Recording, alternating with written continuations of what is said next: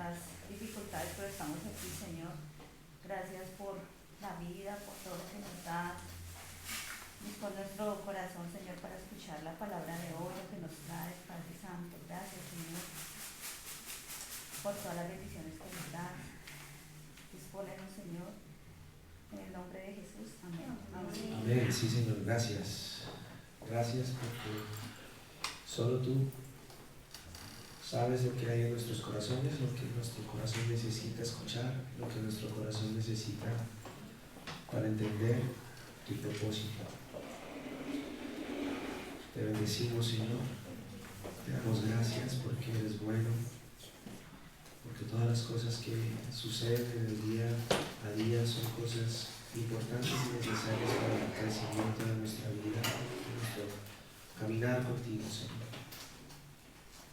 Ayúdanos a entender el propósito por el cual estamos aquí, Señor, no en esta iglesia, sino en esta tierra. Amén. El propósito por el cual nos has permitido abrir nuestros ojos al conocimiento de Dios, al conocimiento de tu palabra. Permite que tu palabra sea viva y eficaz, más cortante que toda espada de 2 filos, que penetre hasta partir el alma del Espíritu, Señor, que discierna los pensamientos y que permitas que nuestro espíritu se conecte con el tuyo esta mañana, como hacía Miriam, Señor, poder tener contigo una comunión entre tu espíritu y el nuestro. Que el día de hoy tus palabras sean mis palabras, que tu corazón sea nuestro corazón y que tú, Señor, en el nombre de Jesús, tomes en cada una de estas personas sus vidas, sus inquietudes, sus dudas, sus rebeldías, todas las traemos cautivas a ti. Te pedimos, Señor, que nos des la posición en Cristo que nosotros necesitamos reconocer, esa posición en ti, esa identidad en ti. Te bendecimos y te damos gracias. Amén. Ahora sí. Pastor, ¿cómo está? Bien. Bueno, me alegra. ¿Cómo les fue esta semana? ¿Cómo estuvieron? Muy Perfecto. cansada, ¿Cansada? demasiado. Con frío. Frío. ¿Qué más, Cristel? ¿Cómo vas tú? ¡Mamá! Bien. Me alegra Ya mucho. quisiera yo llegar a esa etapa de estudiante. No tener que trabajar. ¿Quiénes leyeron el versículo que envía al grupo No. de la iglesia? Juan. Juan 1.5. Juan, sí. ¿Alguno más lo leyó? Pueden buscar ahí Juan 1.5, por favor. Lo pueden leer.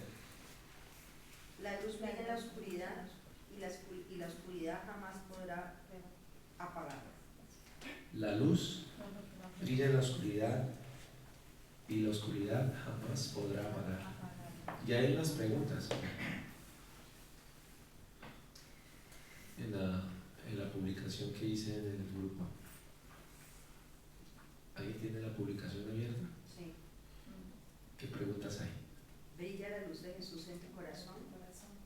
¿Se ha apagado la luz de Jesús en tu corazón? ¿Por qué la luz no puede ser apagada? Hagámonos esas preguntas. Vamos a responderlas. Pues las 2 primeras son personales. Se las hacen ustedes mismos y ustedes mismos se contestan.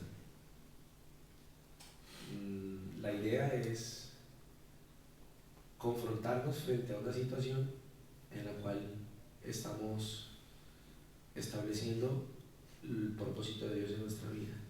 Para poner en contexto a Romel, a Adriana y a Cristel, que vinieron por primera vez hoy a este seminario, estamos tratando la sanidad espiritual. Y para hacer un breve resumen en unas pocas palabras, Dios anhela y desea el corazón del hombre. Y para que nuestro corazón esté en perfectas condiciones necesitamos liberarlo de muchas cosas que han venido trayendo distracción distancia de Dios. Como bien lo dice Jesús en su primera carta a la iglesia de Éfeso, les dice: tengo contra ti que has perdido tu primer amor. Aunque han hecho cosas muy buenas, son personas buenas, celosas de Dios, por las cosas de Dios, que dice que resistieron a los nicolaitas, y a pesar de todo eso dice que por estar ocupados en la obra y estar ocupados en haciendo cosas, olvidaron su primer amor. ¿Cuál era su primer amor? Su presencia, su comunión con Dios, su vida con Dios. Pero en el mismo Apocalipsis, el mismo Jesús dice: he aquí, yo estoy a la puerta y llamo. Si alguno, toco la puerta y llamo, si alguno oye mi voz, entraré a él, cenaré con él y él conmigo. Y si se dan cuenta, allí lo que está diciendo es Dios, de una manera muy caballerosa, es que Él no obliga a nadie a tener intimidad con Él. Es nuestra decisión si lo queremos hacer. Que Él siempre está dispuesto. Es más, Él nos busca. Él es el que está en la puerta esperando que abramos. Y al tener eso en cuenta, podemos entender que el propósito de Dios en cuanto a la sanidad espiritual, lo que Dios quiere es que nuestro corazón esté en perfectas condiciones para tener una relación con Él, sea cual sea. No sé cuál es la circunstancia que cada uno tenga en su corazón, eso lo tendrán ustedes y Dios en su relación personal con Él y en su experiencia con Él. Lo importante es que entendamos que Él vino a sanar eso. Por eso cuando Él llegó a la sinagoga el primer día de su ministerio, abrió el libro, el rollo, en Isaías, donde decía que Él había venido a sanar a los quebrantados de corazón. Primero a los quebrantados de corazón y luego a promover, a proclamar las nuevas de bendición o de salvación para el pueblo. Pero dice que inicialmente lo primero que nombra allí es sanar a los quebrantados de corazón. Y solamente las personas rotas pueden experimentar verdaderamente el propósito de Dios en sus vidas. Una persona que tenga todas las condiciones, pues básicamente no busca a Dios. Realmente las personas que están rotas son las que buscan a Dios. Y ahí es donde está el meollo del asunto. Dios está interesado en nuestros corazones. Y hemos venido haciendo unos temas, y esos temas pues se han venido concatenando, es decir, han venido como una especie de cadena, ¿sí? Como una especie de secuencia. Y explico todo esto por Romel, Adriana y Cristel, que vinieron por primera vez, para que ellos entren en contexto de lo que estamos haciendo. Igual nos sirve a nosotros.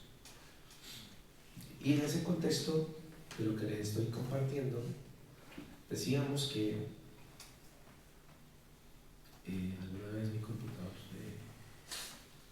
se pegó.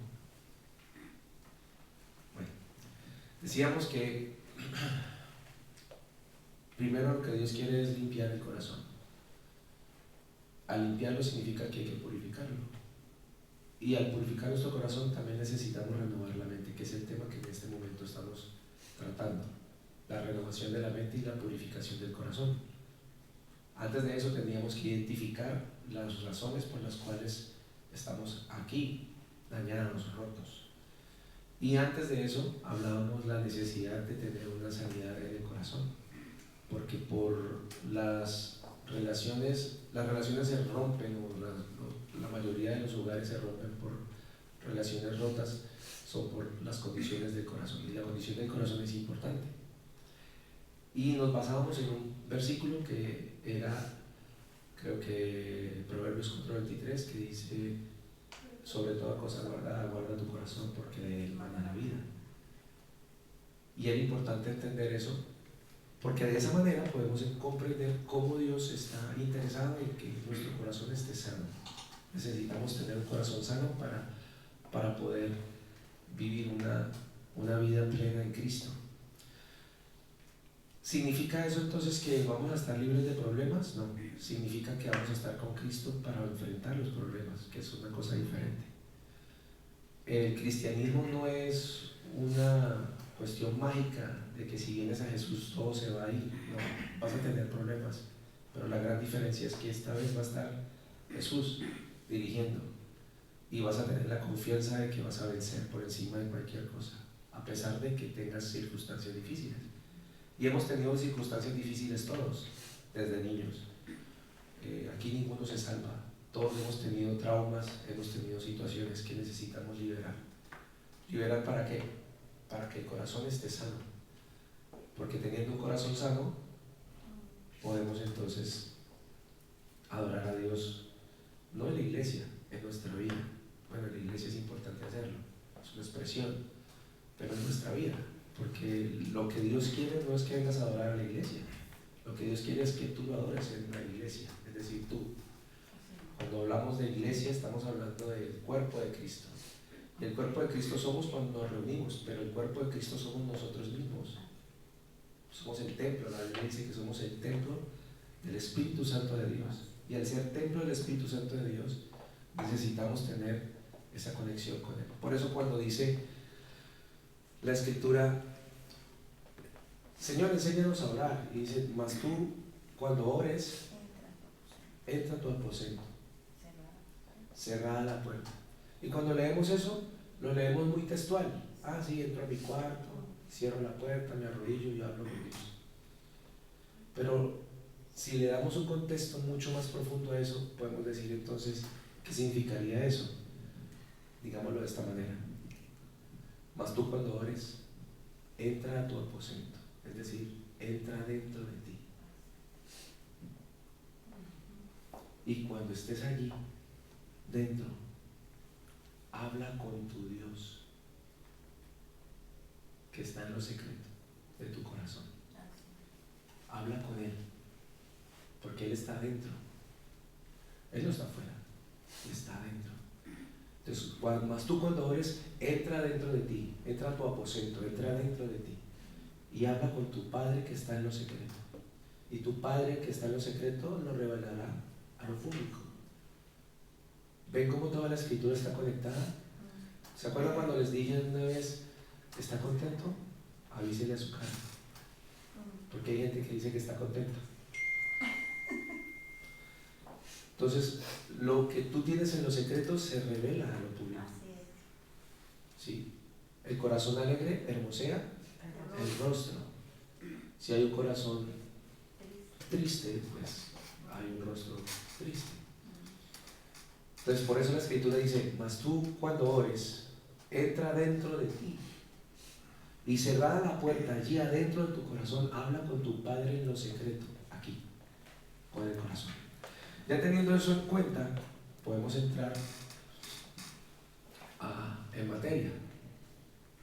El tema que estamos tratando ahora, lo estoy hablando específicamente para las 3 personas que vinieron hoy nuevas, es rompiendo las cadenas. Y hablábamos anteriormente, para hacer un recorderis, de que era importante cambiar las mentiras que nos hemos creído a través de todos estos años, desde niños hasta hoy, y cambiarlas por la verdad de Dios.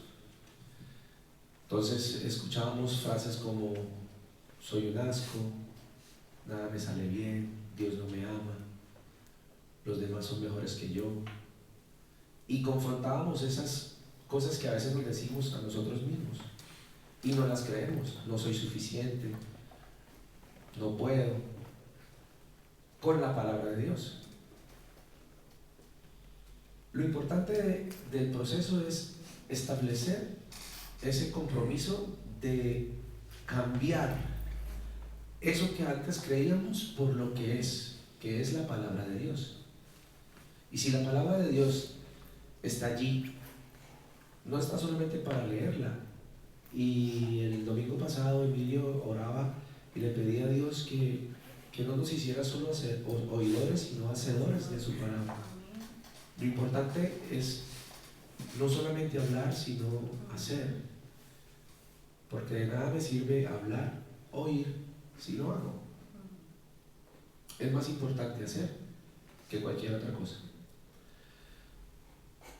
Al cambiar esas cosas, esas mentiras que le hemos creído al mundo, al diablo y a nosotros mismos, a nuestro ego, a nuestra propia forma de pensar, al aceptar eso, la debemos cambiar por la palabra de Dios. ¿Y cómo lo cambiamos? Estudiando la palabra de Dios, teniendo un tiempo a solas con Dios. Y cuando yo tengo un tiempo a solas con Dios, pues la palabra renueva mi mente. Y cuando yo renuevo mi mente, pues mi corazón se va purificando, que es lo que Dios necesita. ¿Ya estamos? Luego empezamos a estudiar este tema que era importante ampliar. Y hablábamos de que había patrones que se venían repitiendo en nuestro inicio de nuestra vida como cristianos. Como cristianos hemos tenido una serie de situaciones a través de nuestras vidas que se han venido repitiendo por patrones familiares, por patrones sociales, que de alguna forma nos han impedido o han sido patrones limitantes que nos impiden que nosotros podamos fluir espiritualmente. Así que teníamos que identificar esos patrones y yo les había dejado 2 preguntas, ¿se acuerdan? Las 2 preguntas que dejé. Hoy vamos a trabajar otras 2 preguntas, pero las 2 primeras preguntas eran para que esta semana meditaran en ellas y se dieran cuenta cómo esos patrones han venido manifestándose en sus vidas. Y se los digo porque no solo ustedes están siendo confrontados con ese tema, yo mismo he estado siendo confrontado con ese tema. Y necesito que ustedes puedan entender esos patrones, porque así como los entiendan, así mismo los van a poder eliminar de sus vidas. Entonces, les comparto mi testimonio para ayudarles a que, si alguno quiere compartirlo de alguna forma, lo que hayan esta semana trabajado, pues lo hagan. Mi padre era un hombre bueno, él ya murió. Yo tuve una infancia muy dura por parte de mi padre, que mi padre tenía problemas de drogadicción, era drogadicto. Además de eso, golpeaba a mi madre y yo lo veía muchas veces hacerlo de una manera salvaje. Borracho, llegaba a cualquier cosa, era un motivo para pelear, para pegarle. Si le hablaron, si le dijeron, lo que fuera, era un motivo. Y yo en algún momento odié a mi padre por eso. Al punto que un día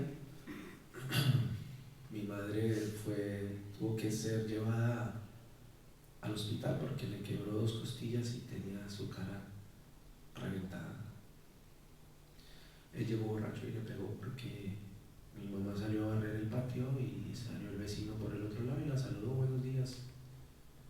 Y él, como llegó borracho, pensó que mi mamá estaba coqueteando con el vecino y por eso le pegó.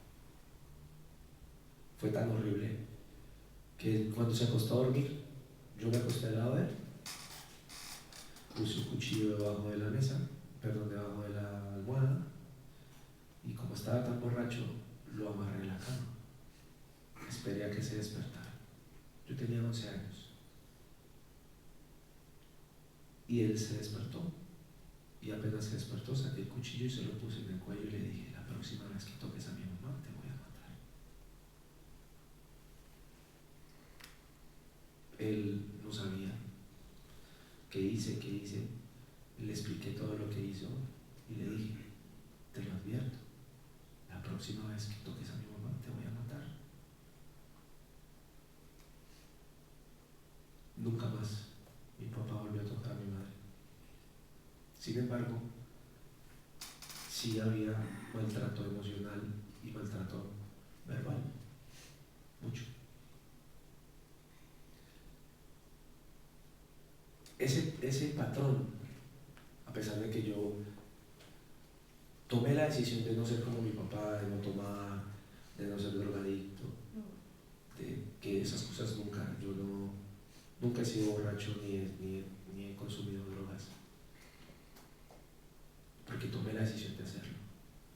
Sin embargo, el patrón del mal genio, del carácter, eso sí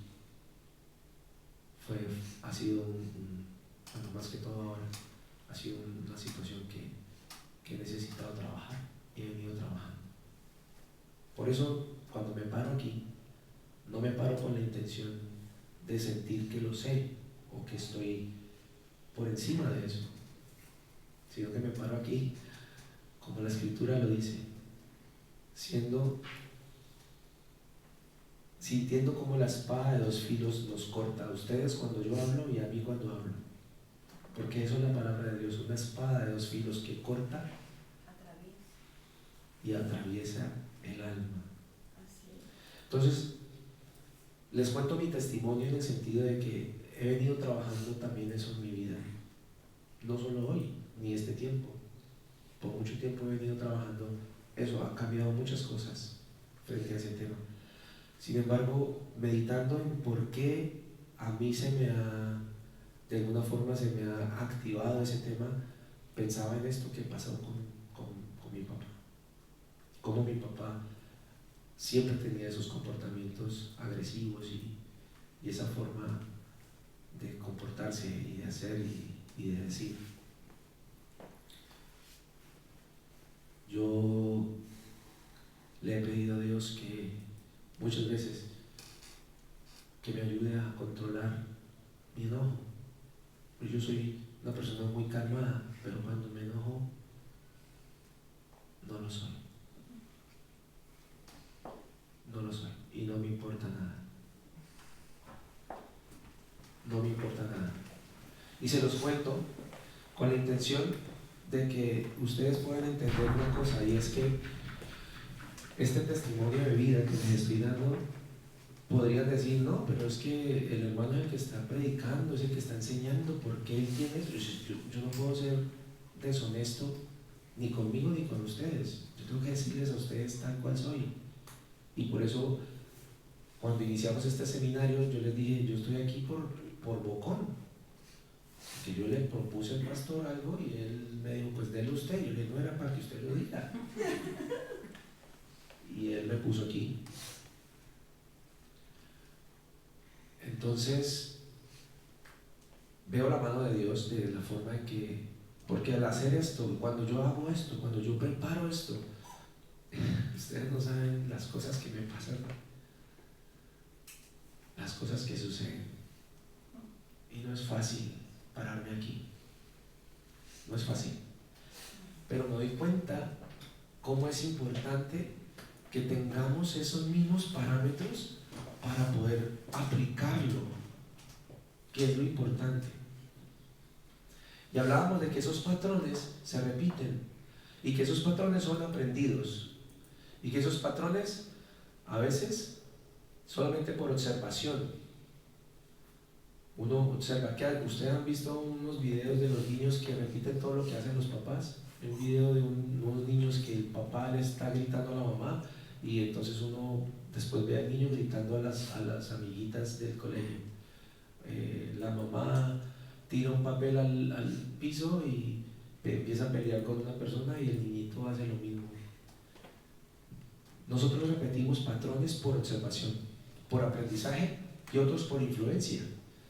Hay cosas que nos influyen. Los patrones no son espirituales, los patrones son de conducta, son cuestiones de conducta.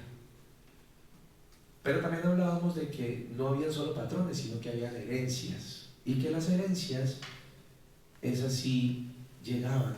Cuando una persona muere y deja su testamento, él dice en su testamento, quiero que tal persona reciba la casa, que otra persona reciba el coche y que la otra persona se quede con el 100% de mi fortuna, ¿no?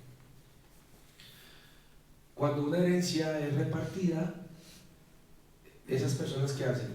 ¿La toman o la dejan? ¿Cierto? Es una decisión de la persona. Si yo recibo mi herencia o no la recibo. Pues si es de mucha plata, uno la recibe. ¿Cierto? Es que me dejaron una herencia y uno recibe la plática. Claro, porque es importante el dinero. Pero si la herencia no es eso, porque también nos pueden dejar herencias buenas como nos pueden dejar herencias malas o negativas. Hay padres que no dejan herencia de dinero, dejan herencias de deudas. ¿Cierto? Hay padres que cuando se mueren le llega de pronto el seguro, vea, es que su papá debía este dinero y a usted le toca pagarlo porque usted estaba ahí metido.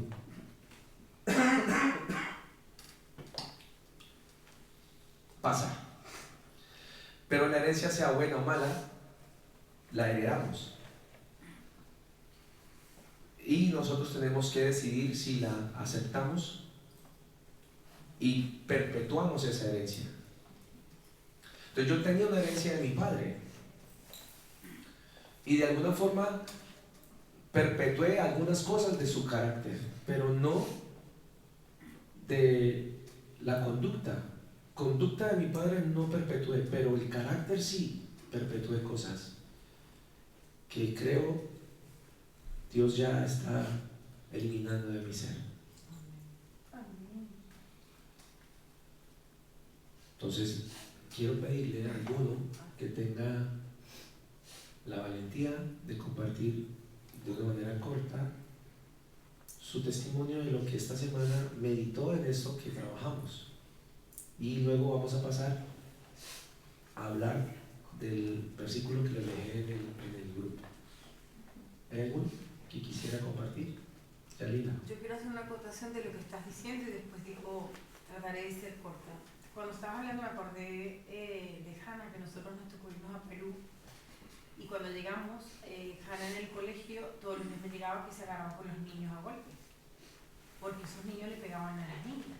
En Perú es normal y natural que los hombres le pegan a las mujeres. Por ende, los niños lo que ven y es lo que practican. Y Hannah todos los días llegaba y yo le decía, pero te pegan a ti, no mamá. Y llegó un momento que le tenían todos los niños miedo a Hannah, porque Hannah en Venezuela era una niña tranquila, muy relajada, pero en Perú llegó dando golpes porque los niños le pegaban a las niñas.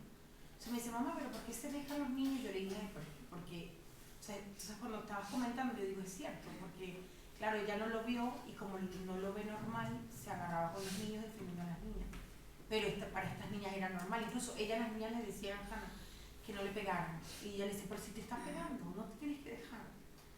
Entonces me llamó mucho la atención porque es verdad, o sea, a veces hasta la misma sociedad que nos programa para algo. Y respecto a lo que estás diciendo de las preguntas, yo por lo menos también me pasó muy parecido. Cuando hablas, me sentía que hablabas un poco de mí, porque a mí me pasó con mi madre. Mi mamá era una persona amargada, grosera, se llevaba todo su paso, era como el demonio de Tasmania, ¿sabes? Que iba dando todo su paso. Y yo sin querer también, y era que no quería, a veces explotaba. Y yo decía, ¡guau! ¿Pero por qué fue tan fuerte? ¿Por qué no lo hago más suave? ¿Por qué no puede ser más...? O sea, a veces yo me imaginaba cómo accionar en un problema que tenía con alguna persona y yo quería hacerlo de una manera, pero a la final reaccionaba al otro. Y claro, eran mis heridas. Yo reaccionaba, era como conforme a mi programa. Fue lo que vi de mi madre, la manera que ella resolvía los problemas, y así yo también lo hacía. Y me ha costado, pero un montón, hacerlo diferente. Porque claro, obviamente yo estoy yendo en contra del programa que tengo ya yo dentro de mí, que estoy programada de hacerlo de una manera. Y entonces quiero hacerlo de otra porque Dios me demanda de otra, pero hay una lucha interna entre lo que quiero hacer y lo que no. Entonces... Me encanta la palabra que usaste, programa. Y es verdad lo que pasa. Nosotros hemos sido programados de alguna forma desde niños a comportarnos de cierta forma por los patrones que se han establecido. Cada uno sabe en su haber, en su presencia, en su experiencia, qué es lo que les ha programado. Cada uno tiene en su experiencia esas cosas. Para mí no fue fácil cuando tuve que confrontar a mi papá y un día decirle que lo odiaba. Y le dije, yo te odio por esto, por esto, por esto, y le dije las cosas tal cual, los días y las fechas. El tal día hiciste esto, yo te odio por esto, por esto, por esto, por esto, por esto. Ese día mi padre lloró, me pidió perdón y pude sanar con él. Sin embargo, por su carácter teníamos mucha distancia, al punto que varias veces tuvimos problemas en los que yo trataba de ser, digámoslo así, manso, aceptar cosas y tal, pero ya había un momento donde ya yo no aguantaba y me comportaba y le decía cosas como él lo hacía conmigo. De hecho, antes de morir tuvimos un altercado por una situación y él estaba en Estados Unidos, yo estaba acá y estuvimos casi como un mes sin hablarnos. Sin embargo, yo empecé a llamarlo y a decirle yo que debía haber sido esperado que él lo hiciera por mí, porque él fue el que inició la situación y él fue el que empezó a ofenderme y a decirme cosas horribles.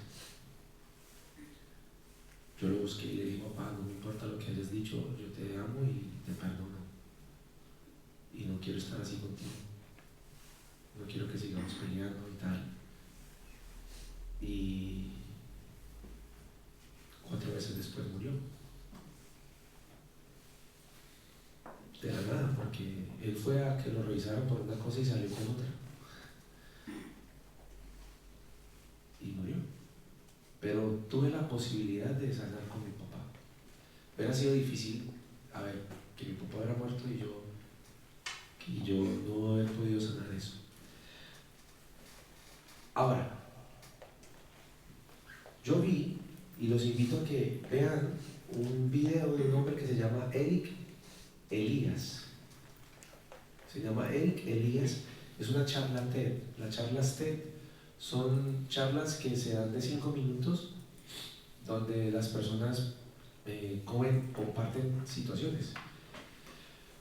Y en esta charla, que fue la que yo vi hace muchos años, pero particularmente cuando la vi ese día le pedí perdón a mi papá, fue porque vi esa charla. Curiosamente, hace unos días tuve una situación en casa y volví a ver la charla. Y si yo no hubiera visto esa charla, de nuevo no habría de pronto hecho lo que hice ese día, que fue hablar con mi esposa. Porque yo ese día pensaba estar igual que el día anterior, pero vi la charla. Y no es una charla bíblica, no es un comentario bíblico, no es nada bíblico, pero es real. Se los voy a contar para que lo ubiquemos a lo que estamos haciendo. Elías era un pasajero que iba en un avión y el piloto de avión se estalló un motor. Entonces, claro, ellos sintieron el remesón. Él le pregunta a la azafata, ¿qué pasa? La azafata le dice, no hay problema, tranquilo, todo está bien, todo está controlado. Pasados 2 minutos de que la azafata le responde eso, suena otra explosión. El segundo motor. Es decir, los 2 motores del avión estaban fuera. Un avión sin motor, pues.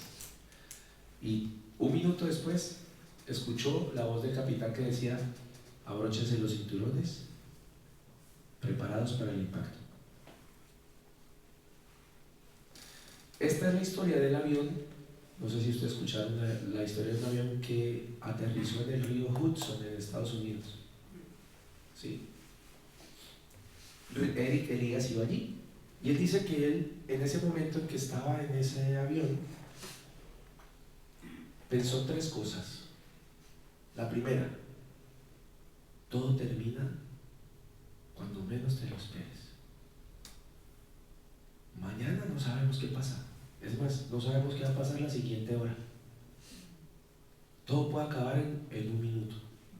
Todo lo bueno, lo bonito, lo chévere, lo rico que tengas, el dinero que tengas, lo que sea, todo puede acabar en un minuto. En menos de un minuto el avión quedó sin motores. Y en menos de un minuto ya había una voz que decía: prepárense para el impacto. O sea que todos sabían que iban a morir porque se iba a estrellar el avión. Y él dice que lo primero que él aprendió fue que todo puede terminar en un minuto. ¿Cuántas veces nosotros hemos dejado pasar cosas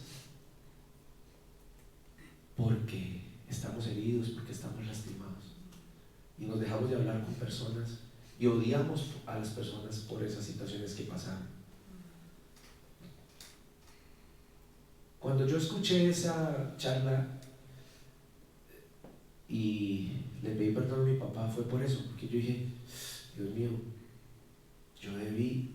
yo tengo que hablar con él, no importa que él sea el que haya cometido el error, porque no sé si mañana él no esté. Y lo hice pensando en eso. Y hace una semana pasó lo mismo. Dije: voy a hablar, porque si no hablo ahorita, esto puede ser peor. Y lo hice. La segunda cosa que él se dio cuenta de esa situación que estaba viviendo es que las personas no saben valorar las cosas que tienen. Cuando uno está a la expectativa de las cosas que suceden en la vida, él dice que él tenía en su despensa vinos, los vinos esos que dejan añejar, pues, para que sean más ricos, y que los tenía guardados hace mucho tiempo ahí. Pero él dice que después de eso, después ya cuando él ya no tiene vinos, no quiere decir eso que se van a ir a tomar todos los vinos que encuentren en la casa,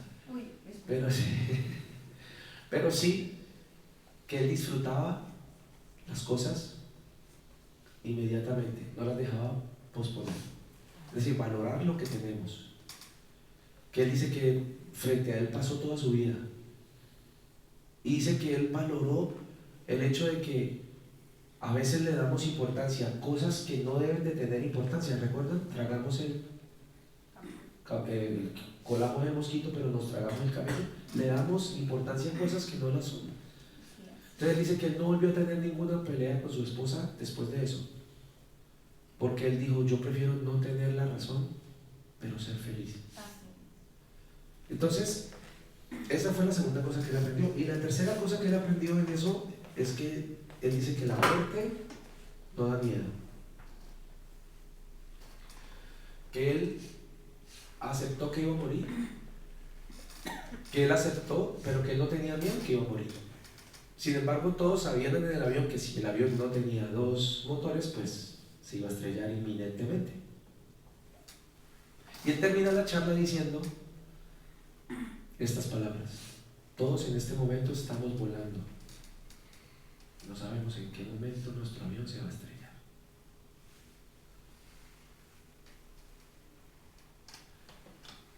En este momento estamos volando y no sabemos si las circunstancias de la vida son las que nos están llevando a hacer lo que estamos haciendo. Por eso es importante saber cómo tenemos el corazón.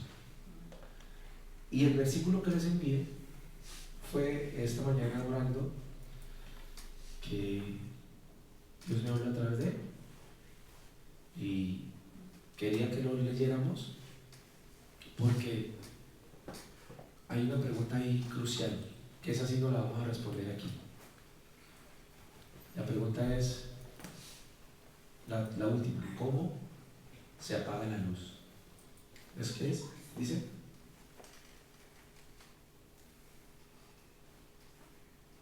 ¿cómo dice? Dice: ¿por qué la luz no puede ser apagada? ¿Por qué la luz no puede ser apagada? ¿Qué dice el versículo? ¿Qué dice el versículo? La luz brilla en la oscuridad y la oscuridad jamás podrá ser apagada.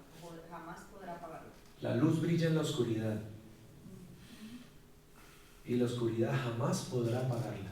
La pregunta es, ¿por qué la luz no puede ser apagada? ¿Qué nos podemos responder ahí?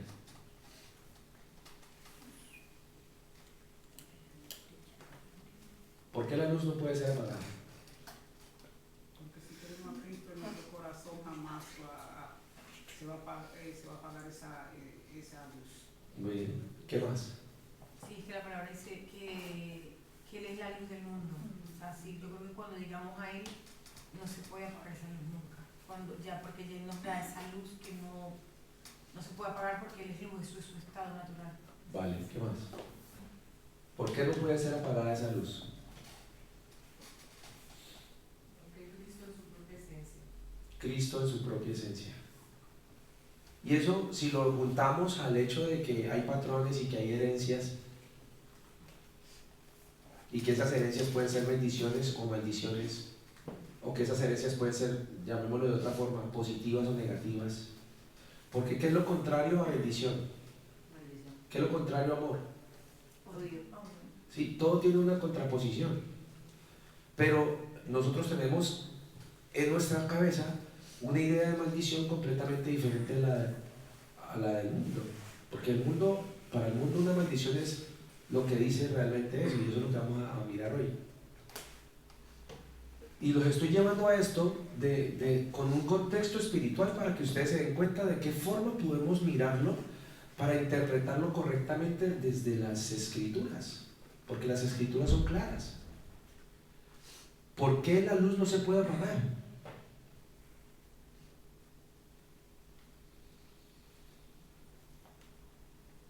¿Por qué?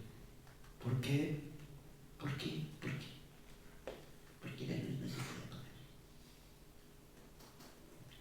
Piensen un poquito.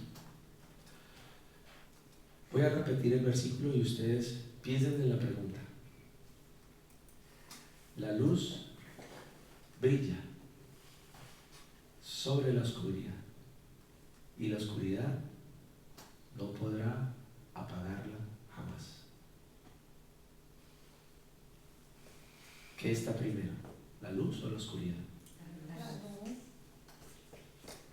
Cuando nosotros estamos apartados de Dios, ¿qué hay? ¿Luz o oscuridad? Oscuridad. Y cuando nos acercamos a la luz, ¿qué sucede con la oscuridad? Desaparece, ¿verdad? Porque la luz siempre será luz. Y la Biblia dice, si ustedes leen el primer capítulo de Juan, dice que en Él estaba la vida y Él era la luz de los hombres. Jesús era la luz. Al ser Jesús la luz y Él vivir en nosotros, significa que nosotros estamos en luz. Y dice que fuimos llamados de las tinieblas a la luz, que Él nos sacó de la oscuridad de las tinieblas a su luz admirable, que Él nos sacó. Y dice todas esas cosas, y por esa razón es que podemos entender cómo es posible que nosotros podamos comprender el propósito de Dios. ¿Cuál es el propósito de Dios? Establecer la luz de Dios en el corazón de los hombres. Cuando yo establezco ese principio, entonces, David, ¿podemos avanzar? Cuando yo establezco ese principio, puedo entender cómo voy a romper esas cadenas. ¿Cómo se rompen entonces esas cadenas? Con la luz de Cristo. ¿Cómo se rompen esas cadenas? Con la luz de Cristo. Sí, hasta las herencias. ¿Cómo se rompen esas cadenas? Con la luz de Cristo. Si yo tengo en cuenta cómo es que se manifiesta el Espíritu Santo de Dios en mi vida, si yo tengo en cuenta cómo las cosas funcionan, entonces, ahí déjame. Si yo tengo en cuenta cómo la luz es la que condiciona mi vida, es la que me da la directriz. ¿Qué pasa cuando hay un camino oscuro y no vemos nada? Vamos a tientas, ¿no? O cuando llegamos a casa, pues nuestro cerebro ya tiene un mapa conceptual de todas las cosas. Si usted llega a su casa y la luz está apagada, usted sabe dónde está el interruptor, ¿cierto? Cuando usted abre la puerta, su cerebro ya sabe dónde está su interruptor. Pero si yo llego a su casa, yo no sé dónde está el interruptor. Entonces, como yo no sé cómo es el interruptor, yo entro y me tropiezo con cualquier cosa que encuentro. ¿Sí o no? Porque yo no tengo el mapa conceptual de su casa. Usted sí.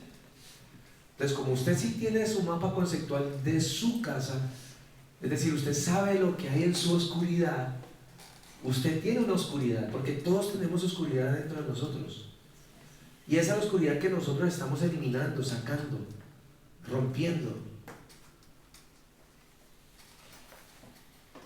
Si yo sé dónde está el interruptor, prendo, ¿cierto? Y entonces cuando prendo ya veo todo y ya puedo caminar. En este caso, ¿cuál sería el interruptor? Para nosotros, espiritualmente hablando, ¿qué sería el interruptor? La palabra es el interruptor. Muy bien, David. La palabra es el interruptor. ¿Hay oscuridad en nosotros? Sí. Nosotros sabemos lo que hay en nosotros, ¿sí o no? Ustedes saben qué es lo que tienen, con qué están luchando. Cada uno, estoy luchando porque estoy haciendo esto, estoy luchando con esto. Cada uno sabe su oscuridad, lo que tiene. Cada uno lo conoce. Yo no estoy aquí para señalarle la oscuridad a nadie, pero todos sabemos que hay oscuridad en nosotros. Y todos sabemos dónde está. Pero también sabemos dónde está el interruptor, que es la palabra.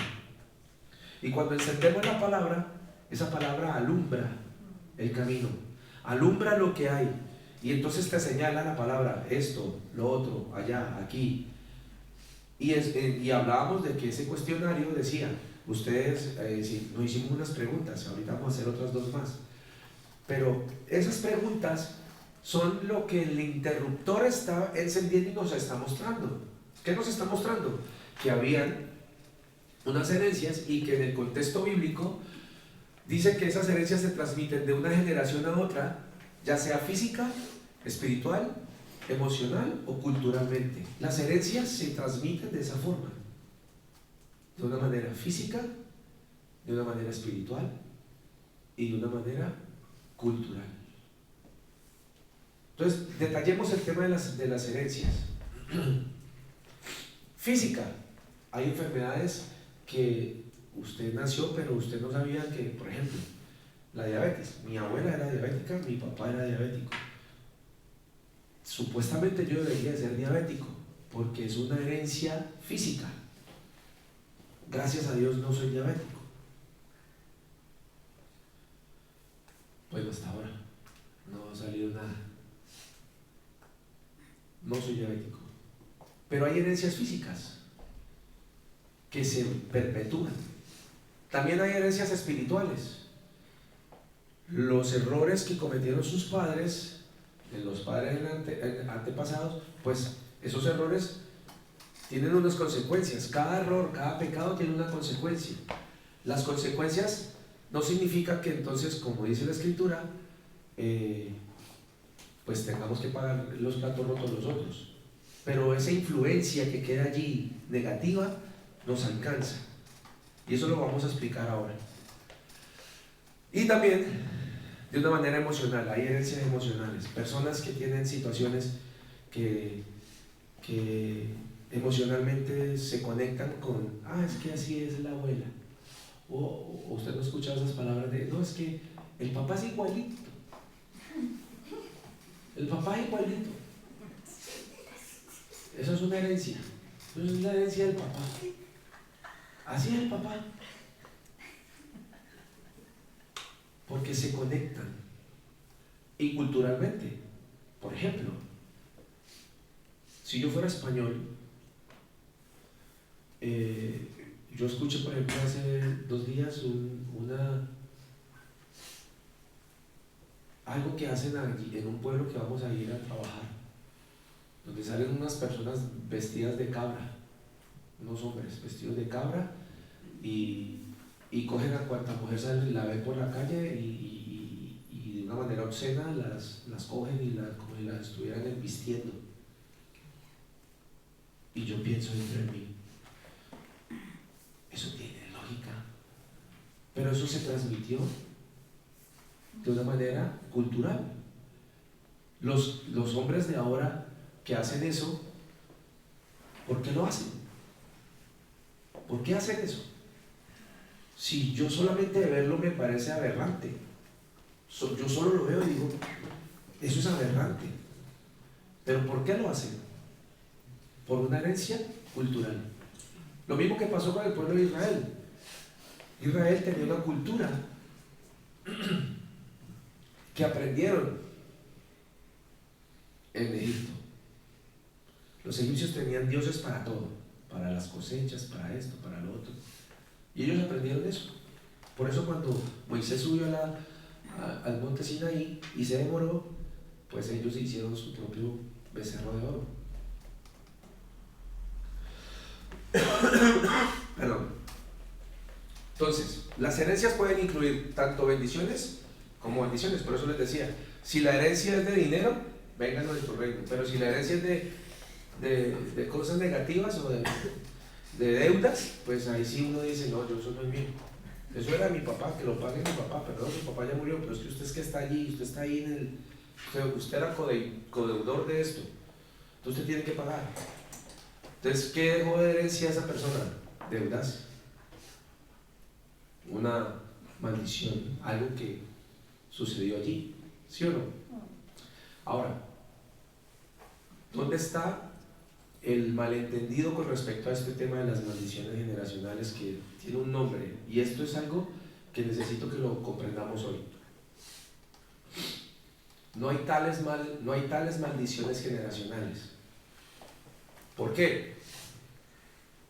Se les ha dado ese nombre por la traducción, y ahí lo vamos a mirar, sigamos.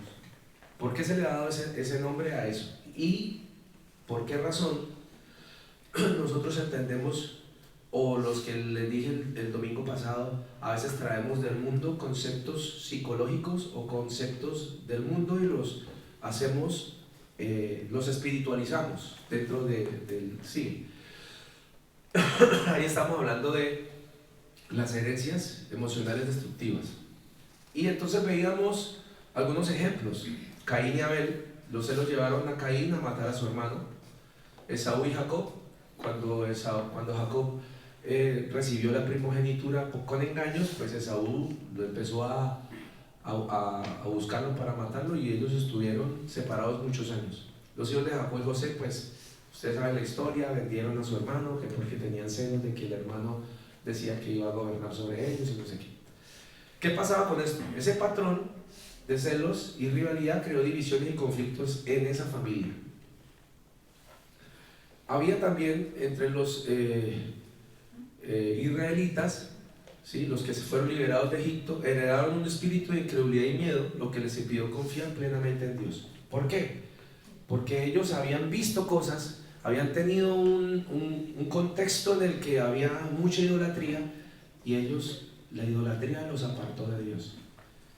Si ustedes ven, la historia de Israel es de siempre volvían a Dios y volvían de nuevo a ser idólatras. Siempre había algo que le cambiaba, siempre había algo que estaba en el lugar de Dios. ¿Y se acuerdan que les dije que íbamos a tener un día donde íbamos a hablar solamente del tema de la idolatría? Porque es el... ¿Qué pasó? Usted ve que me enfermó, ya lo vi. Entonces, la idolatría, ¿qué significa la idolatría? La idolatría significa que algo está tomando el lugar de Dios. La idolatría no es solamente arrodillarse ante una estatua. La idolatría no es solamente orarle a una estatua o a una imagen. Eso no es solamente idolatría. La idolatría es todo aquello que ocupa el lugar primario de Dios. Llámese trabajo, personas, dinero, lo que sea que ocupe primero el lugar de Dios. Eso es idolatría. Ahora, ¿qué son las maldiciones generacionales? Vamos a ver. Dice, son las consecuencias negativas que afectan a una familia o linaje debido al pecado o la desobediencia de sus antepasados. Estas maldiciones no se refieren a un castigo arbitrario de Dios, sino a un principio espiritual que destaca cómo las decisiones y comportamientos de una generación pueden influir y afectar a las generaciones futuras, tanto espiritual como emocionalmente. Y aquí es donde empieza el meollo del asunto. Este tema de las maldiciones generacionales ha sido mal interpretado. La Biblia no habla expresamente acerca de las maldiciones generacionales. Le hemos dado ese contexto, ¿sí? Pero hoy vamos a darle claridad a la luz de las Escrituras. ¿Puedes darle adelante, por favor?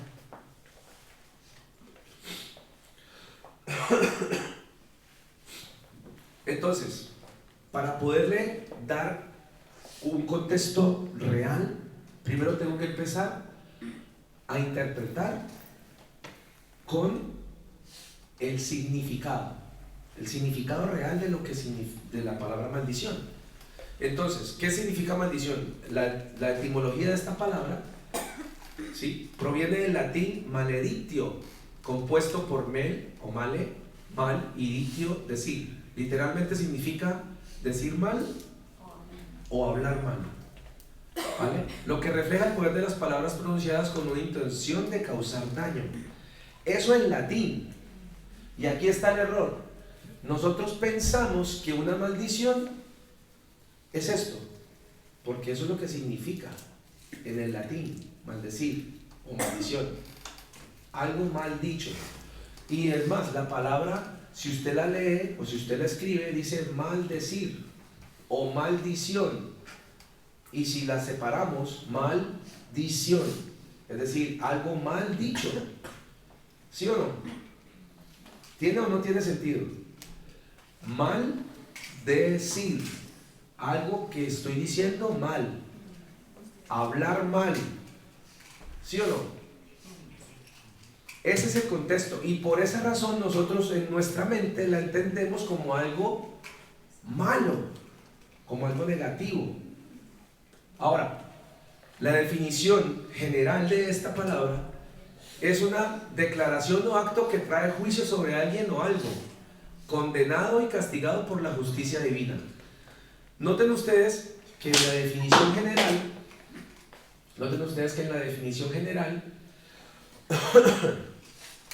lo que está diciéndonos es que cuando nosotros nos hemos apartado de Dios, cuando nos hemos apartado de la bendición de Dios, ¿qué viene?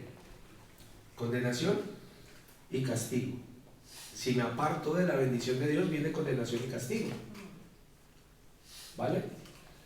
Ahora, si bendición es una cosa y la contraposición de bendición es maldición, si el amor es una cosa y la contraposición de amor es odio, ¿sí?, lo contrario, cuando la Biblia dice, yo soy la vid, vosotros los pámpanos, separados de mí, nada podéis hacer.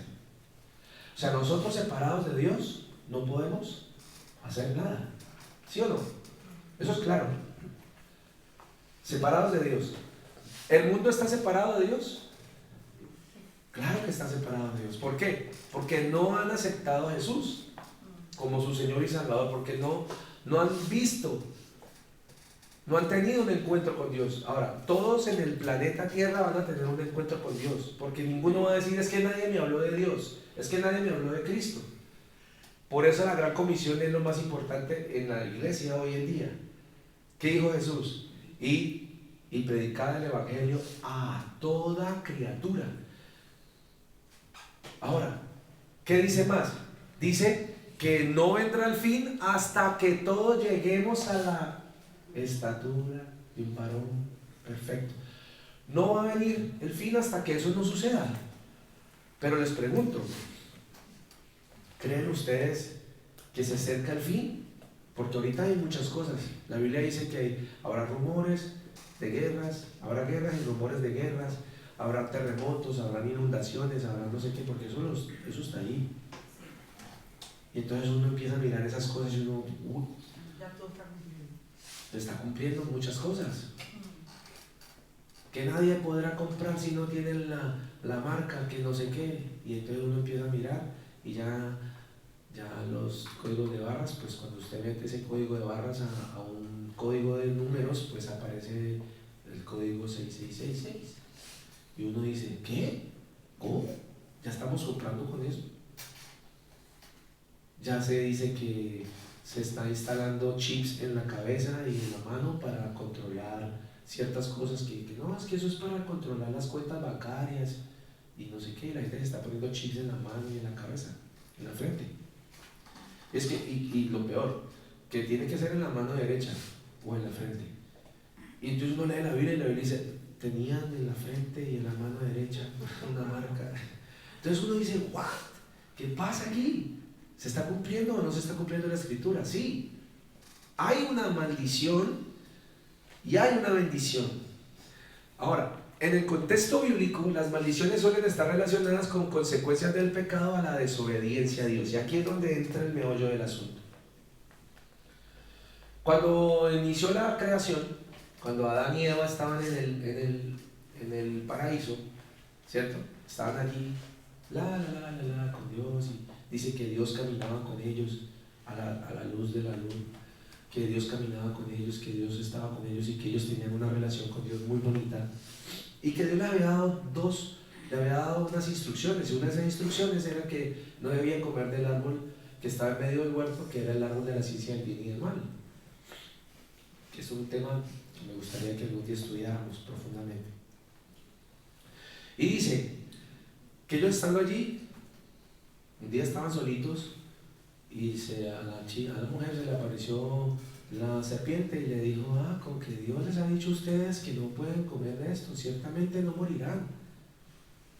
O sea, lo que le estaba diciendo es, Dios les ha mentido a ustedes, ustedes no van a morir, lo que pasa es que cuando ustedes coman de ese fruto, ustedes van a ser igual que Él. Y cuando la mujer toma del fruto y le da de comer a su marido, ¿qué pasa? ¿Qué entró? Una maldición. La maldición del pecado. ¿Pero por qué entró la maldición? ¿Porque Dios la dijo? ¿Fue un mal dicho de Dios? No, ¿cierto? Fue por la desobediencia. Ellos desobedecieron a Dios. Y al desobedecer a Dios, llegó una cuestión negativa, es decir, una consecuencia a su error. ¿Entienden ahí? Llegó una consecuencia a su error. Y cuando Dios viene y les dice, ¿quién les enseñó a ustedes que estaban desnudos? La serpiente. No, Adán le dice, la mujer que me diste por compañera me dio de la manzana. Y la mujer, ¿quién? ¿Yo? Si fuera serpiente la que me dijo que podía comer de ella. El hombre señala a la mujer señala a la serpiente y la serpiente se volteó. ¿Y a quién sí no estaba hablando de eso? Entonces, ¿qué dice Dios? Entonces la gente dice, y esto es algo que alguna vez me preguntaron, ¿maldice Dios al hombre? ¿Maldice Dios al hombre? Porque es que ahí es donde está el meollo del asunto. Les pregunto, ¿maldice Dios al hombre? No. ¿Por qué?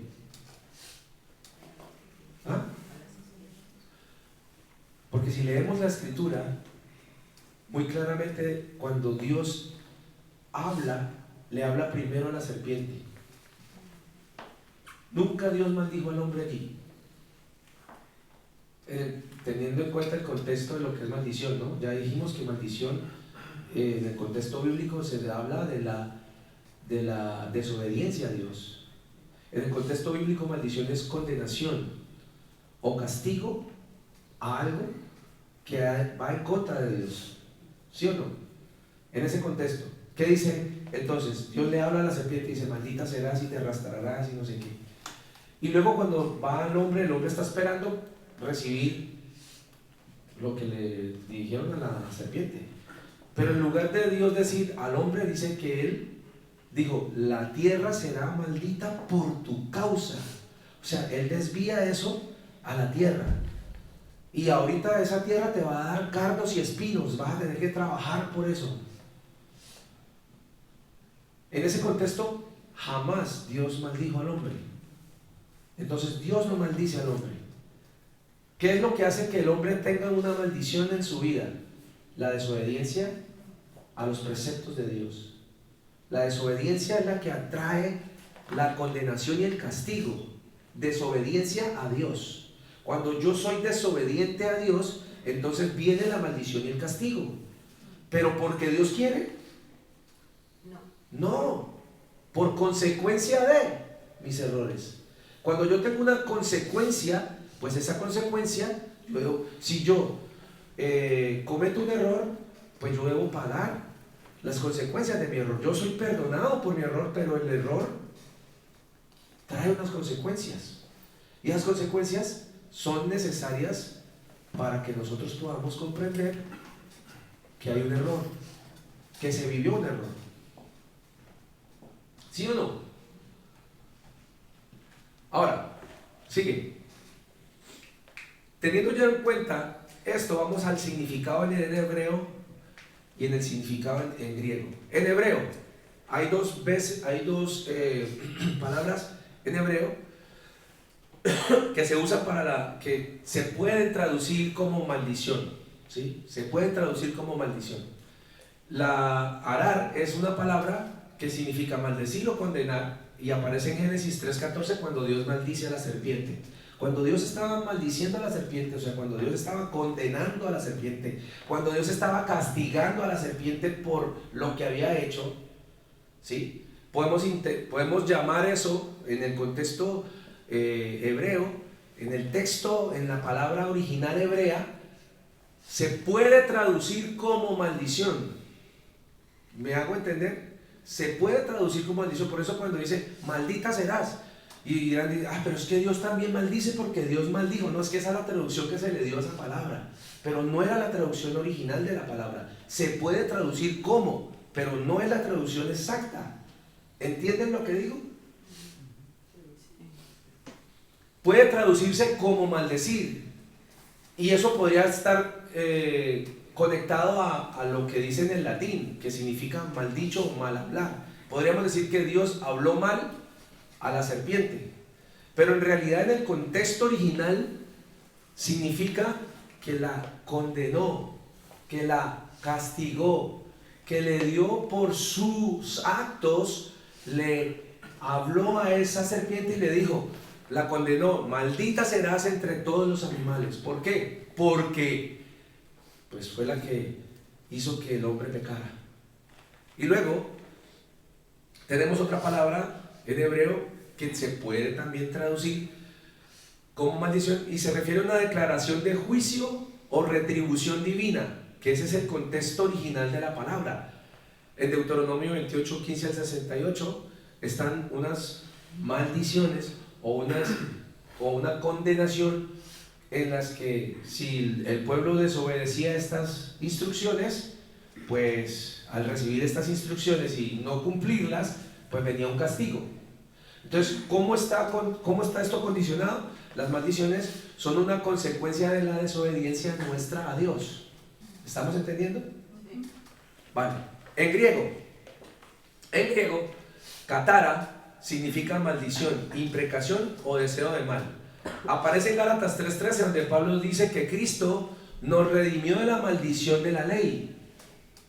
Y si ven, la Biblia dice que maldito el que es crucificado en un madero. Y Jesús dice en Isaías que cuando se estaba profetizando acerca de Jesús, de la obra de Cristo, dice que Él se hizo maldición por nosotros. Es decir, toda la maldición que pudo haber entrado por el pecado fue consumida ¿en quién? En Cristo. Toda la maldición que entró por el error que cometió la primera generación de humanos en la tierra, toda esa maldición que entró, porque dice que por un hombre entró, pero por otro fue redimida. La Escritura lo dice claramente, ¿sí o no? Esa maldición que entró, o ese error que entró, o ese pecado que entró, o esa mala acción que entró, o eso que nos apartó de Dios, eso que nos separó de Dios, que entró como maldición, como herencia, porque cuando Adán y Eva pecaron, nos dieron una herencia. ¿Cuál? La del pecado. Se le llama pecado original. O sea que todos nacemos pecadores. ¿Y qué dice la Escritura? En Romanos dice muy claramente: por cuanto todos pecaron, están destituidos de la gloria de Dios. Todos. Ahí yo voy a hacer como un pequeño stop. O sea, si desde que nacemos tenemos el pecado, yo ahí como que tengo mis reservas. Porque yo diría desde que adquirimos conciencia, no desde que nacemos. ¿Me doy a entender? Sí, sí. O sea, un niño nace ahora, no tiene un día de nacido, no tiene pecado. El niño muere, no tiene pecado. ¿Por qué? Porque el niño no tiene conciencia para adquirir el pecado. Ahí no puedes reparar. O sea, dice la Biblia, se supone que a partir de los 7 años, creo que señala la Biblia que se bautizan los niños, ¿no? Bueno, a partir Pero la de Biblia esa no edad, dice eso, pero... bueno, lo que más o menos entiendo es que después de cierta edad el ser humano adquiere conciencia. Ajá. Y a partir de ese momento sí yo entiendo que nace el pecado o que se incrusta el pecado en el ser humano. Por ejemplo, yo tengo mi hijo, sabe ya que todo tiene una discapacidad. Mi hijo no tiene conciencia, no sabe qué es bueno y qué es malo. Por ende, en sentido espiritual, diría yo, no tiene pecado, porque no tiene una conciencia de discernir en que lo que es bueno y lo que es malo. Así como también un niño acabado de nacer no tiene conciencia de lo que es bueno. Para eso yo hago ese pare ahí y no me voy directamente. Desde que nacemos tenemos el pecado. Así iba David. Estaba dejando que hablara para poder luego, pero si el pastor nos puede colaborar hoy mejor. David. Yo te voy a decir que sí, que nacemos con el pecado. A lo que me refiero es que si el bebé muere, Dios en su misericordia no lo condena por lo mismo, porque no tiene el conocimiento. En el momento que tú a un niño le das conocimiento de Dios, ahí pues lo estás metiendo en el lío, porque si le pasa algo, ahí sí que eso.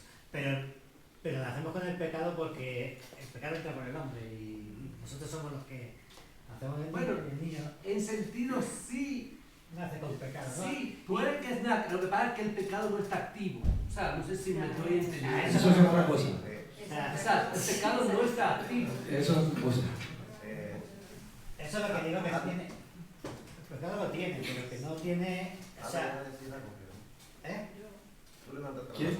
Sí, pues eso mismo que pues al final, o sea, los bebés son concebidos por el mismo pecado del hombre, o sea, no es algo carnal, vienen de algo carnal. Y eso es un pecado al final, ¿sabes lo que te digo? Porque no es algo, o sea, sí, es algo puro cuando estás en el matrimonio, pero igual es algo carnal y los bebés vienen de ahí. Y eso vienen de un pecado, ya todos venimos de un pecado, ¿sabes lo que te digo? Entonces, claro, no está activo, pero sí está ahí. O sea, que es algo, igual los bebés cuando ya tienen 1 año, que me podrán decir lo que sea, pero un bebé cuando tú vienes y le das un chuche y tiene otro niño al lado, no lo va a querer compartir. Porque ya tiene el pecado encima, o sea, y ni siquiera es consciente, es algo que ya viene de naturaleza. Le sale solo. Sí, ya le sale solo. Bueno, pastor. Pablo está en el capítulo 3 de Romanos y el capítulo 6, verso 23, solo 2. En uno dice que por cuanto todos pecaron, estábamos destituidos de la gloria de Dios. Cuando hace todo, ahí incluye también hasta los que están en la tribu. Sí. Jesús nació sin pecado. ¿Por qué? Porque no fue concebido por hombre. Así es. Cuando la mujer comió la fruta en el huerto del Edén, a ella no se le abrieron los ojos. ¿Y cuántas horas habrán pasado hasta que encontró a Adán y le dijo y le enseñó la fruta? Mira, yo he comido y no me he muerto, no me ha pasado nada. Y ella no sintió ningún cambio. Desde que Adán mordió la fruta, a todo cambió, porque ¿a quién fue que Dios le dio el control de todo lo que había sobre la tierra? Fue al hombre. Entonces el hombre es quien transmite el pecado. Todos los niños son herederos del pecado. Ahora ellos no han practicado el pecado. Ahí está el asunto. Entonces, todos somos pecadores desde niños, pero ellos no han practicado el pecado. Entonces ahí está el asunto. Vale. Nosotros sí practicamos. Ahí es cuando dice en la palabra que Dios ama al pecador, pero aborrece el pecado. Exacto. Y habla de la práctica. Bueno, la palabra lo dice claramente, dice, dejad los niños venir a mí y no se los impidáis porque tal es el reino de los cielos. Y aquí busco un versículo en Mateo 18:3 que dice, en verdad os digo que si no os convertís o os hacéis como niños, no entraréis en el reino de los cielos. En verdad les digo que si no se convierten y se hacen como niños, no entrarán en el reino de los cielos. O sea, lo que quiere decir que de entrada ya Dios les tiene, o sea, como que no me los incluyas en todo esto porque es que son míos y tienen que, para poder entrar aquí tienes que ser como niño, no tener ese pecado y esa cuestión de el pecado. A ver, hay para que lo complementemos lo que estaba diciendo, siempre me olvido el nombre tuyo. Eury. O acuérdate de Samuel, del profeta Samuel. Lo que dice Eury es, y lo que él dice es real, ¿sí? Lo que pasa es que no estaba dentro del contexto de lo que yo estoy hablando. Yo estaba hablando de otra cosa. Yo estoy diciendo que el pecado entra en el mundo. Ahora, una cosa es tener el pecado y otra cosa es practicar el pecado. Un bebé no está practicando el pecado porque está en un grado de inocencia. Cuando entra la conciencia es cuando se pierde esa inocencia. Un bebé, si usted le pasa un alambre y un bebé ve un tomacorriente, ¿qué hace el bebé? Él no sabe que si mete eso por ese huequito le va a pasar corriente. ¿Qué hace el bebé? Lo mete. Pero vuélvale a pasar el coso y dígale que lo meta, a ver si él lo va a hacer. ¿Qué pasa? ¿Lo vuelve a meter? No, porque él sabe que si mete eso ya aprendió. Es decir, ya lo practicó. Entonces, como ya lo practicó, se dio cuenta que eso pasaba corriente. ¿Sí o no? Él no lo va a volver a hacer. Porque ya tiene una conciencia ahí, así sea como sea. Todos los bebés, cuando ya se dan cuenta de las cosas, ellos mismos por conciencia se van dando cuenta de qué cosas van pasando. Entonces, ya teniendo claro el concepto de que somos destituidos de la gloria de Dios, que el pecado entra por el hombre, sí, es una herencia, pero que a través de Cristo, cuando nosotros venimos a Cristo, que es lo que a mí me importa, yo quiero que no nos detengamos en esa minucia, porque es una minucia, es algo que debemos tener claros, pero que lo más importante aquí es la obra de Cristo. ¿Qué hace Cristo cuando venimos a Él? ¿Nos qué? Nos perdona. ¿Qué más? Nos limpia. Nos redime. Nos santifica. Nos transforma. ¿Sí o no? Cuando venimos a Jesús. Ahora yo les voy a dar algo más allá. La gente dice, es que yo vengo a Jesús para que Jesús me cambie, me transforme. No. Usted no viene a Jesús a eso. Usted viene a Jesús a morir. Cuando usted viene a Jesús, usted muere para nacer de nuevo. Y nacer de nuevo significa otra criatura. Es decir, Dios no va a cambiar a Cristel de nuevo. Dios no va a coger a Cristel, esta Cristel que está aquí, Dios no la va a cambiar y dicen, es que esta Cristel Dios la cambió. No, lo que hace Dios es coger a esta Cristel y ¡fua! Y trae a Vivica. ¿Sí me entiendes? ¿Sí entienden el ejemplo? Esta Cristel, Dios coge y ¡sa! Sale Cristel y pone ¡pah! A Vivica. Pero si usted se deja y quiere. Claro, por eso toma una decisión. No ha empezado a practicar el pecado. Por ejemplo, ahí ponemos, si ella es una bebé y está creciendo y empieza a tener un conocimiento de Dios, ¿qué hace Dios? Coge a esta Cristel, la cambia, la transforma. No, la quita, pone una nueva. Amén. Pone una nueva. Que a Jesús venimos a eso, a ser nuevas criaturas. De modo que si alguno está en Cristo, nueva criatura es. Las cosas viejas, las cristel vieja pasó, he aquí la vivica nueva. ¿Sí? ¿Sí? ¿Estamos? Vale. Y por último, en griego, anatema es otra palabra que se usa en griego para intentar decir que es maldición. Es algo puesto aparte para destrucción. Se usan en contextos de juicio o de condena. Si ven que siempre se habla de juicio o condena, es decir, las maldiciones son juicios y condenas. Nosotros recibimos una maldición en el contexto bíblico de condenación cuando esas maldiciones están en contraposición a la obediencia a Dios. Cuando yo desobedezco, yo entro en ese plano de condenación y de castigo. ¿Ok? Ahora, no vayan a decir ahora entonces, entonces si yo entro cuando yo estoy en error o yo estoy en pecado, entro en condenación y entro en castigo, entonces pierdo mi salvación. Eso no es lo que estoy diciendo yo. Estoy diciendo que cada vez que nosotros desobedecemos a Dios, entramos en ese contexto de condenación. Entramos en ese contexto de castigo, porque nosotros debemos recibir las consecuencias de nuestros errores. Eso. ¿Puedo añadir algo? ¿Cómo? ¿Puedo añadir? Sí. Cuando el pueblo de Israel iba a la guerra contra los enemigos, Dios les decía, tienen que destruirlo todo porque es anatema. Ustedes no podían coger absolutamente nada. Todos, niños, animales, viviendas, todo tenían que quemarlo, destruirlo todo, no se podían llevar absolutamente nada. Era anatema. A Caín fue anatema. Dios le puso una señal en la frente, de tal que nadie lo podía matar. Dios solo podía quitarle la vida a Caín. O sea, todo el resto de su vida fue castigado así. A la serpiente todavía lleva esa maldición, ¿no? De Dios encima. O sea, ven la diferencia, que nosotros en Cristo Jesús podemos ser redimidos y cambiados y perdonados. Sin embargo, cuando algo es aquí en este punto, anatema, es destruido totalmente, no hay un cambio, ni la sangre de Jesucristo no puede cambiar eso. Exacto.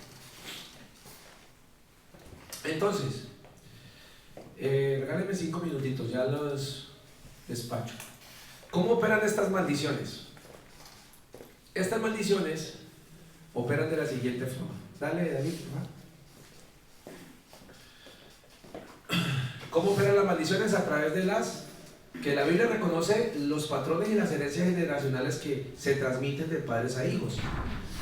Estas pueden ser maldiciones, pecados, traumas, incluso actitudes y creencias negativas que afectan a generaciones enteras. Sin embargo, también enfatiza de que cada persona es responsable de sus propias decisiones. Ahí es el meollo del asunto. Somos nosotros mismos. La decisión es nuestra. Por ejemplo, tú lo dijiste ahorita. Si Vivica lo permite. O sea, es la decisión. Yo tomo la decisión de si soy de Dios o no soy de Dios. ¿Soy yo quien toma la decisión de estar en bendición o soy yo quien toma la decisión de estar en maldición? En el contexto de maldición de lo que acabamos de ver. Quiero que entiendan eso y se lo repito, porque es que lo que no quiero es que volvamos a caer en el error de creer que somos malditos. Nosotros no lo somos porque estamos en Cristo. Y al estar en Cristo somos nuevas criaturas. Y al estar en Cristo, hombre, que los errores de nuestros ancestros pueden afectarnos, influenciarnos, sí, pero nosotros no tenemos por qué pagar por eso. ¿Ok? Es lo que quiero que entiendan. ¿Vale? Sigue.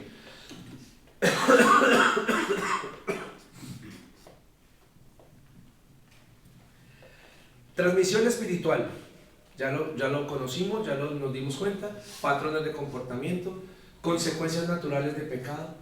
Todas estas cosas son la forma en que operan estas maldiciones generacionales. Sigue. Y aquí sí me detengo un poquito. Patrones limitantes, definición.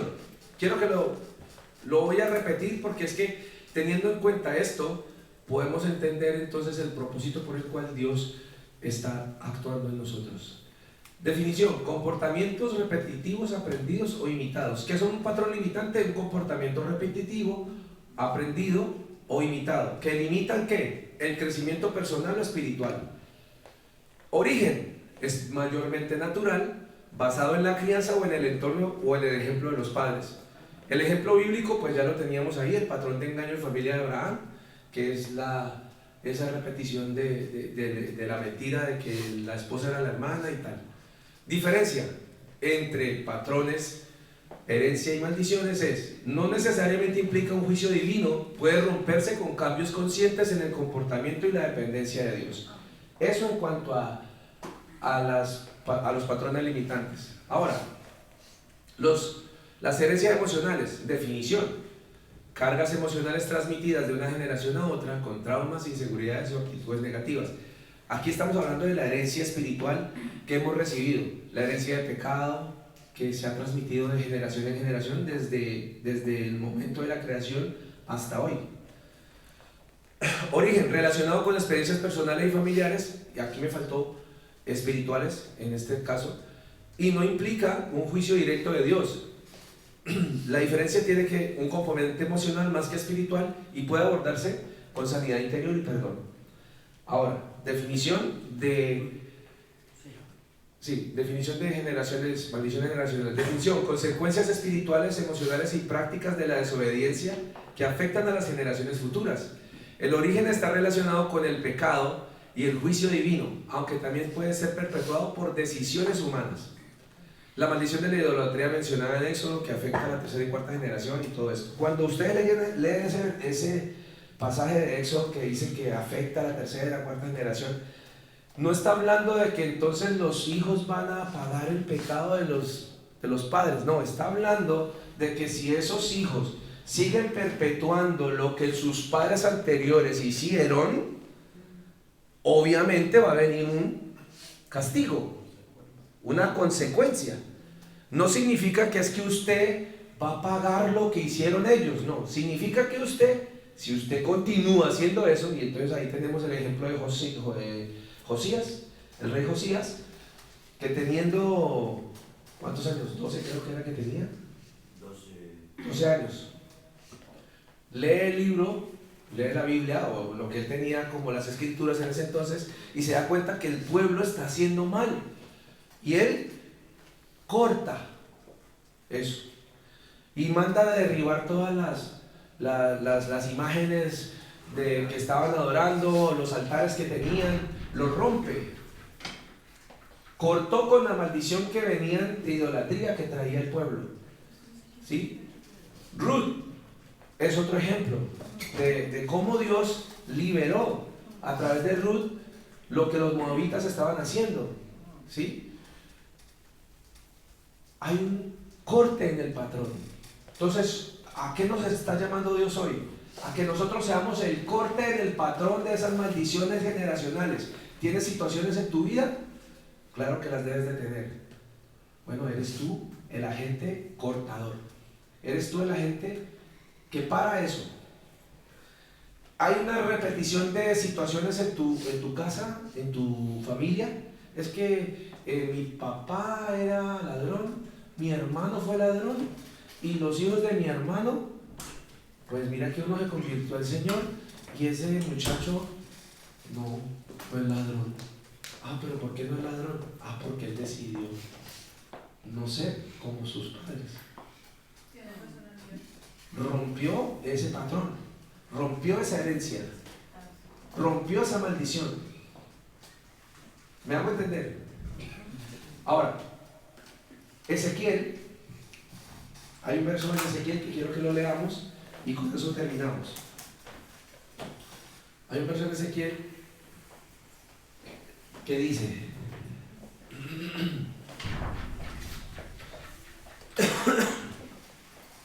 preciso hoy le dio a mi computador por no.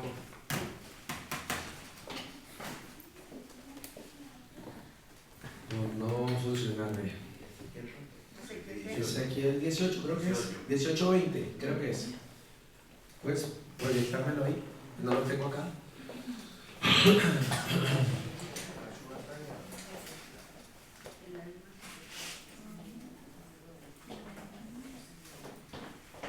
¿18:20? ¿Sí es? Sí, aquí está, 18. ¿Qué dice? Vamos a leerlo. Todos a la pantalla. ¿Puedes poner la versión, nueva traducción viviente, por favor?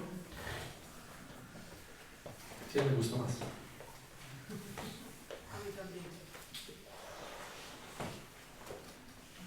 La persona que peque Es la que morirá. es la que morirá. El Hijo no será castigado por los pecados del Padre, ni el Padre será castigado por los pecados del Hijo. Los justos serán recompensados por su propia conducta recta y las personas perversas serán castigadas por su propia perversidad. A ver, mi padre pecó, eso no significa que yo tenga que pagar el pecado. ¿Que hay una consecuencia de ese pecado de mi padre? Sí. ¿Que yo puedo ser influenciado por ese pecado? Sí. Que si yo lo perpetúo, entonces yo voy a recibir el mismo castigo que recibió el otro. ¿Entendemos eso? Eso es lo que realmente significa una maldición, que hemos mal llamado maldiciones generacionales. Yo lo llamaría más bien ciclos generacionales. Yo rompo el ciclo. Entonces yo no voy a hacer ese círculo vicioso. Yo soy la persona que rompe el ciclo. En mi familia no nos damos amor, bueno, yo voy a dar amor. En mi familia nos tratamos mal, pues yo voy a dejar de tratar mal. En mi familia gritamos, pues yo no voy a gritar. En mi familia eran ladrones, pues yo no voy a robar. Soy yo quien rompe el ciclo. Soy yo quien rompe eso. ¿Entienden? ¿Qué estás haciendo? Sí, es que se convierte lo que es convertir una palabra en un refrán y después convertirlo en una costumbre dentro de un pueblo. El verso 1 del capítulo 18, si David lo puede poner ahí, vamos a ver de dónde empieza Dios a corregir el mal del pueblo. O sea, ahí lo pueden poner.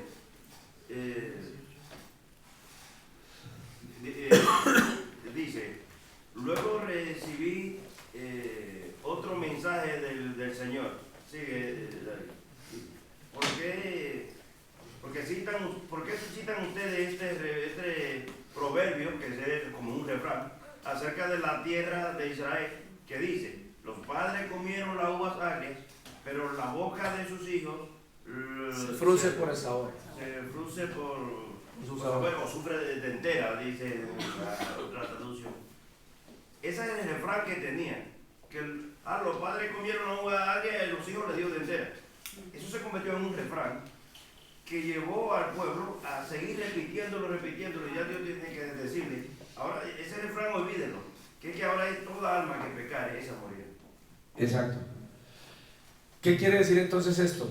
Que yo soy responsable, yo, no mi hermano, no el pastor, no mi papá. Yo soy responsable. Soy el responsable yo. No puedo echarle la culpa al otro. Es que mi papá era así. No, bueno, su papá era así, pero usted tiene la posibilidad de ser diferente. Así Es que mi papá es de tal forma o mi mamá es de tal forma. No, yo tengo en Cristo cómo ser diferente a eso. Vamos a ponernos en pie.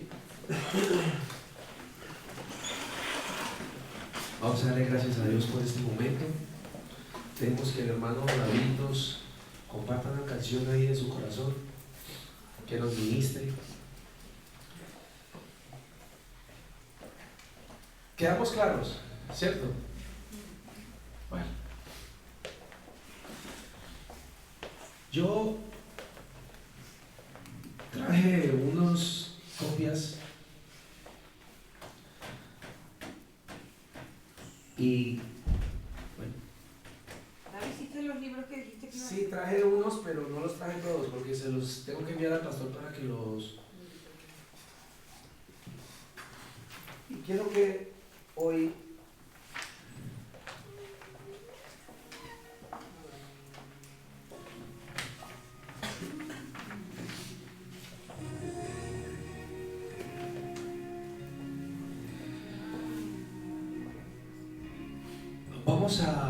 voy a leer, muy bien, ese está bien elegido.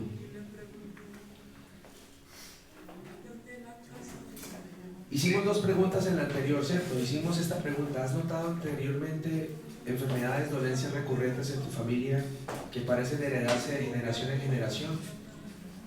¿Existen hábitos en tu vida que puedan estar dañando tu cuerpo, como adicciones o descuidos en el cuidado físico? Hoy vamos a hablar de dos más. Los voy a dejar con estas dos mientras que nos ministra esta canción. Esto lo estamos hablando con respecto a la liberación del cuerpo.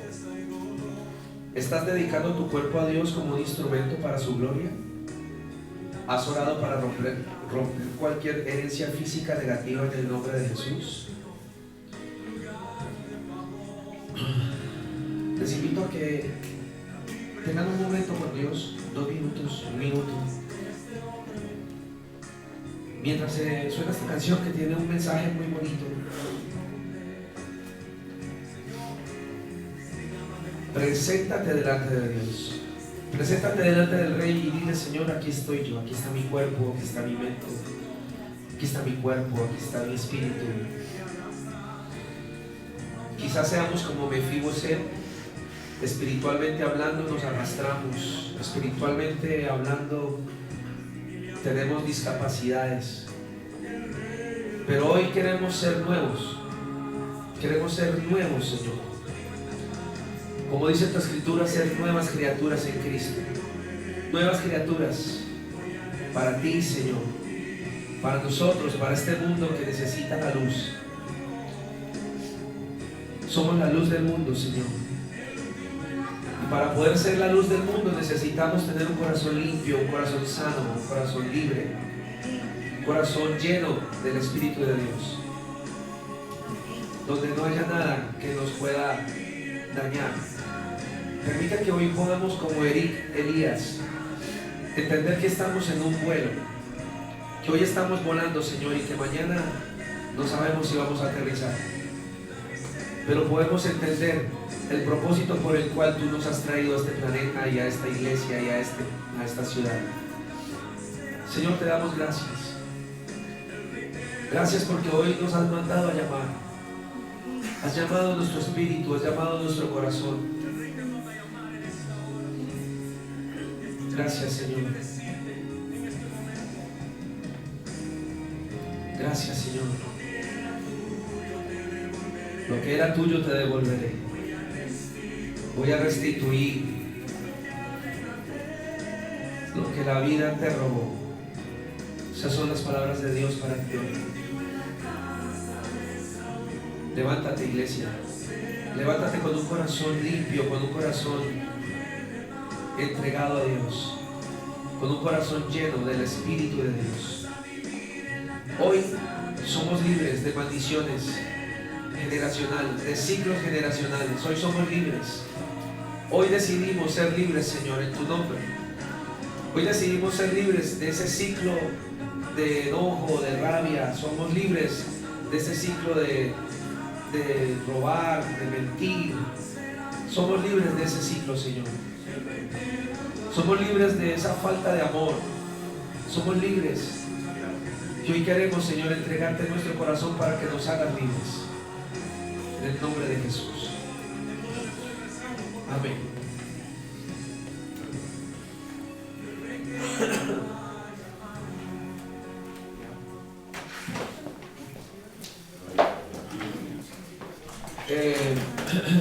Yo tengo algunos aquí. Los que quieran se acercan y miramos